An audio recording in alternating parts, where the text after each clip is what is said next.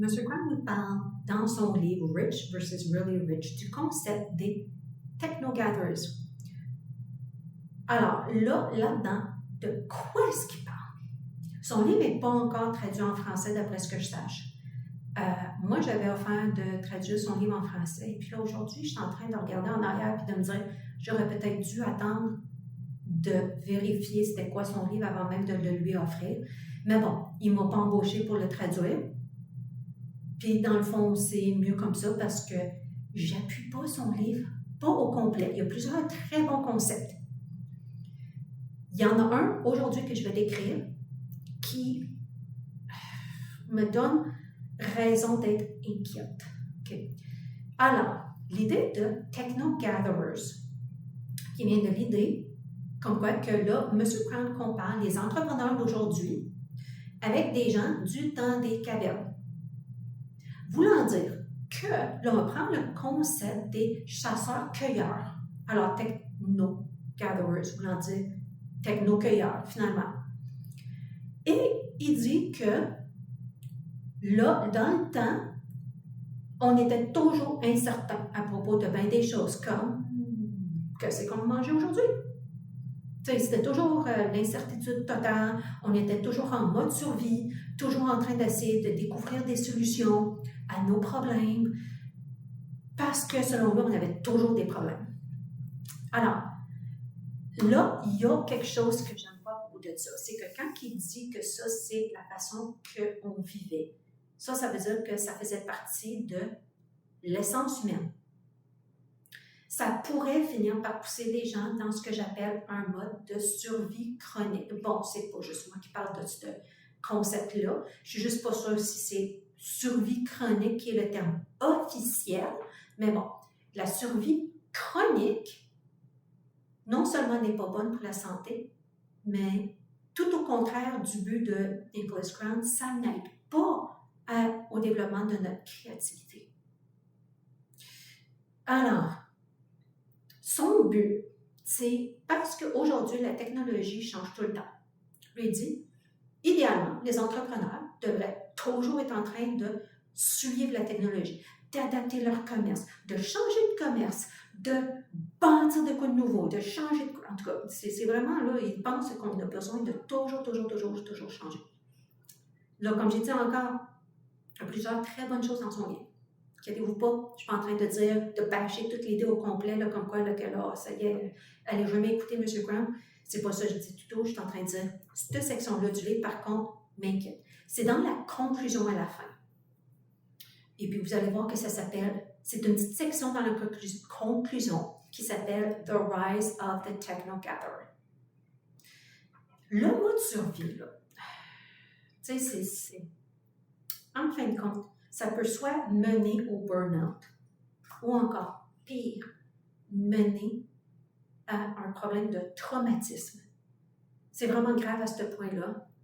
Ou ben non, ça pourrait prendre quelqu'un qui a des problèmes de traumatisme et les pousser dans un mode de survie qui n'est pas bon pour eux parce que des gens qui ont souffert de traumatisme à l'enfance, comme moi, ont besoin de se sortir du mode de survie constant qu'on est pris dedans quand on veut faire de quoi parce qu'on a trop de stress, donc notre corps embarque dans un mode shutdown automatiquement quand on a trop de stress.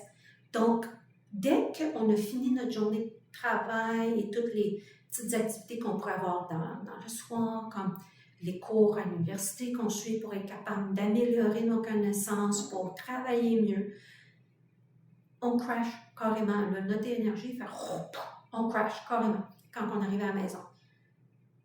Alors, moi, ce que je veux mentionner, c'est que l'horaire que M. Grant dit avoir, qui est genre de 12 à 14 heures par jour, 6 ou 7 jours semaine, c'est pas bon.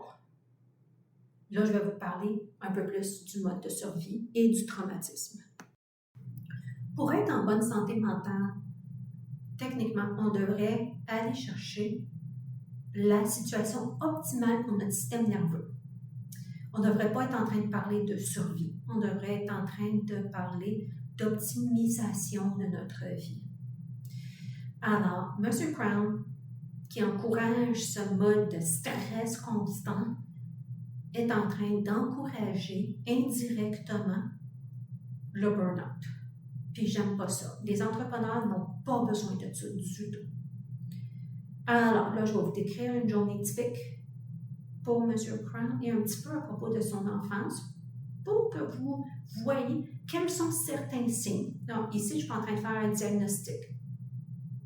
Je suis juste en train de dire, voici certains signes qui peuvent indiquer que quelqu'un souffre de traumatisme à l'enfance. Alors, encore une fois, pour un diagnostic, je n'ai même pas le droit d'en faire, moi je suis un coach. Je n'ai même pas le droit de poser des diagnostics. Mais je vous décris la vie un peu de M. Crown pour que vous puissiez la comparer à la vôtre, puis voir si, oui ou non, vous auriez peut-être raison d'aller voir un coach en traumatisme qui se spécialise en santé mentale pour les personnes qui ont souffert de traumatisme à l'enfance, comme moi, et voir si vous pourriez avoir de l'aide pour être capable de vous sortir du mode flip-flop entre survie et shutdown. Parce que ça, c'est ce qui est le pattern de quelqu'un qui a un traumatisme. C'est survie et shutdown. Flip-flop. Constant entre les deux. Bon, alors voici ce qui me donne raison de croire que M. Crown a peut-être besoin de vérifier s'il souffre de traumatisme. Premièrement, quand il était enfant, il recevait de l'attention de ses parents quand il avait des bonnes notes à l'école. Ses parents se sont divorcés quand il avait 7 ans. Il a trouvé ça chaotique, il a trouvé ça difficile. Et j'imagine que le manque d'attention était probablement la raison principale pourquoi ça a été difficile pour lui. Il a probablement été laissé seul à lui. Ça, il ne le dit pas. Mais je déduis par le fait qu'il n'y avait pas beaucoup d'attention de ses parents qu'il a été obligé de régler ça, toutes les émotions qu'il avait en dedans là, par lui-même. Ce qui est difficile, c'est vrai. Pour avoir de l'attention, il allait chercher des bonnes notes à l'école. C'était le même qu'il recevait de l'attention de la part de ses parents. Moi, je ne dis pas que donner de l'attention quand les enfants ont des bonnes notes est une mauvaise chose. Je veux juste dire que quand c'est le seul temps qu'un enfant a de l'attention ou qu'il n'y a pas beaucoup d'attention à l'extérieur de ça, ça encourage le cerveau à se bâtir d'une certaine façon pour faire ça en tant qu'adulte. En tant qu'adulte, M. Crown, qui est multimillionnaire, est toujours occupé. Dans un des vidéos podcast qu'il a fait avec son collègue qui s'appelle Michael Panic, M. Panic dit, ben là, je vais te le dire tout de suite, là, je t'admire beaucoup, M. Crown, parce que tu es toujours occupé, tu as toujours de quoi faire. Puis, oh mon Dieu, que c'est merveilleux. On dirait que tu as de l'énergie pour durer bien des heures, pendant bien des jours en semaine. Puis, mon Dieu, là, que je suis en pleine admiration de toi. M. Panic aussi est très occupé. Et les deux avouent, M. Panic dans ce podcast-là, M. Crown, je me rappelle de l'avoir vu très bien dans son livre, les deux avouent qu'ils sont heureux quand ils sont très occupés et puis qu'ils ont un bon succès dans leur compagnie. Ça aussi, ça démontre qu'il y a possibilité d'un traumatisme par rapport à ça parce que quand que notre bonheur nécessite quelque chose d'externe qui n'est pas interne à nous, ça démontre qu'on a probablement eu un manque à l'enfance. Donc, c'est un signe qu'il y a peut-être un traumatisme, au moins un manque à l'enfance qui a besoin d'être corrigé. M. Crown avoue se réveiller le matin et ne pas être vraiment heureux. Il n'est pas heureux. Alors, je ne sais pas qu'est-ce qu'il ressent le matin quand il se lève, parce qu'il ne le décrit pas dans son livre, mais c'est peut-être à cause qu'il ne sent pas grand-chose aussi. Il dit qu'il n'est pas vraiment heureux quand il se lève le matin. Ça, c'est un des indices comme quoi qu'il est en overwhelm. Overwhelm, qui est le mode shutdown. C'est un mode où est-ce qu'on a besoin de se botter dans le derrière avec une bonne tasse d'espresso, comme que M. Crown fait le matin, pour être capable de partir notre journée. Puis, des gens comme lui ou comme moi, qui vivent, j'ai eu un problème de traumatisme. J'ai eu beaucoup de misère à essayer de me faire sortir du lit pour une autre raison qu'une journée chargée. J'ai été même, moi aussi. Là, je suis beaucoup mieux qu'avant. Mais je sais que j'ai encore parfois besoin d'un café pour être capable de partir de ma journée, sinon je ne suis pas capable. Mais les gens qui n'ont pas besoin d'un café, c'est pas si oui ou non vous buvez du café qui change l'histoire ici. C'est si vous en avez absolument besoin parce que vous êtes carrément endormi, vous n'avez pas d'énergie, puis vous n'avez pas de créativité. Tu sais, le cerveau ne fonctionne pas sans avoir un boost de caféine. Le boost de caféine donne aussi un boost d'adrénaline. La caféine fait ça. Ça remonte l'adrénaline, puis là, tout à coup, oups, on est capable de partir notre journée.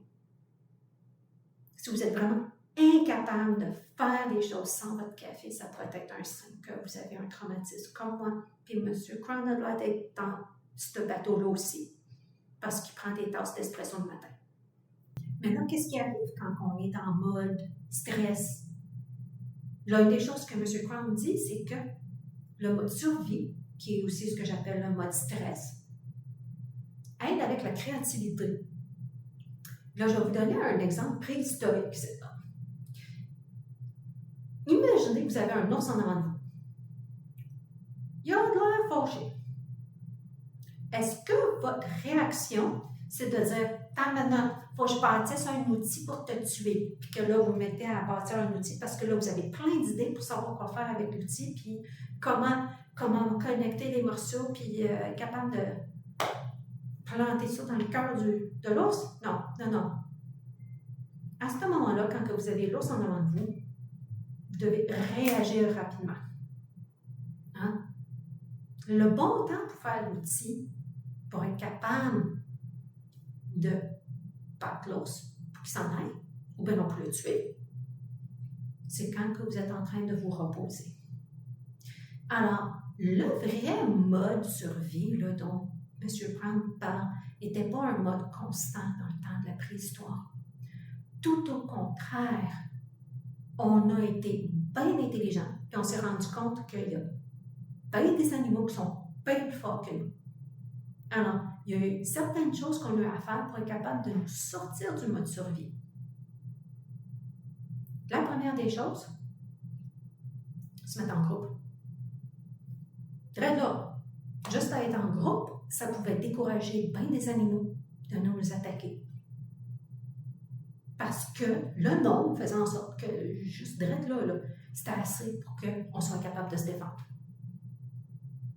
Deuxième chose, on avait besoin de déléguer certaines tâches à certaines personnes pour être capable de développer les outils, pour être capable d'attaquer les ennemis, les ours, les lions, n'importe quoi d'autre.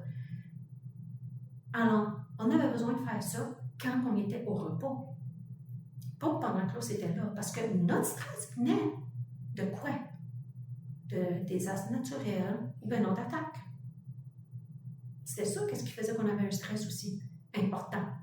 Oui, si on n'avait pas notre prochain repas d'aligné, c'était un risque. L'affaire, c'est qu'on n'était pas toujours en train de chercher de la nourriture. Ça, c'est un détail que j'ai besoin de mentionner. Il y avait des sources de nourriture qui étaient fiables. On n'était pas toujours en train de chasser.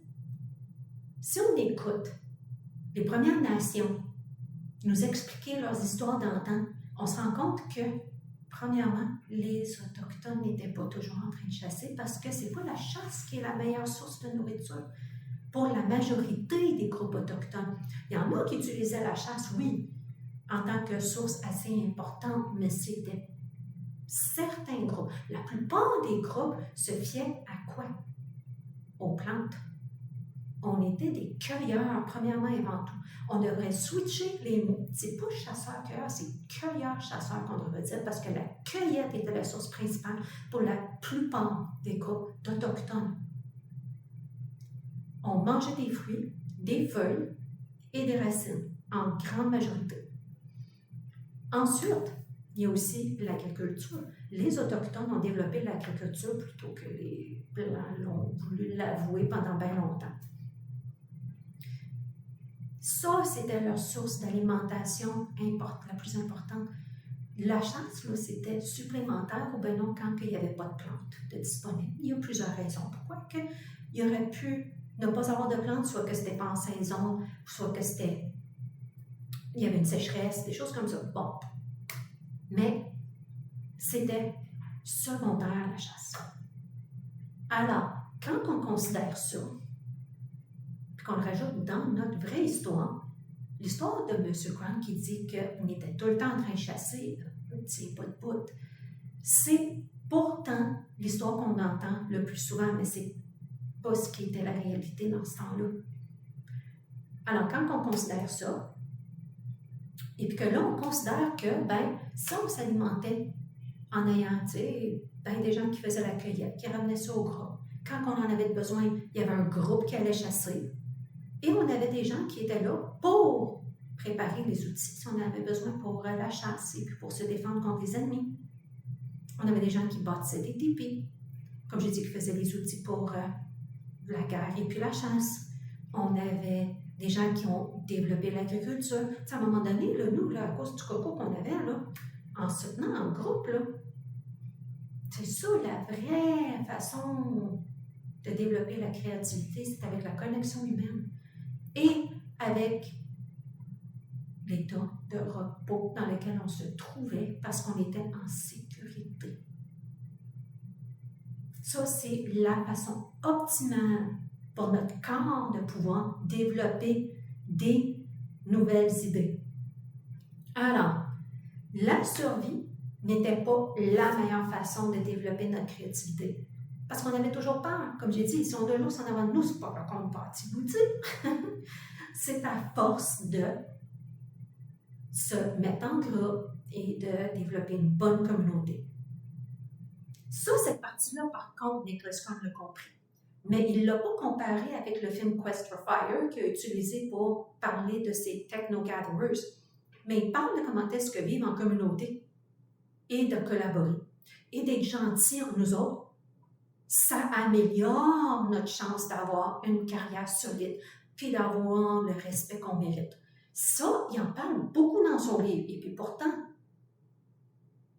ça date du temps préhistorique aussi. Là.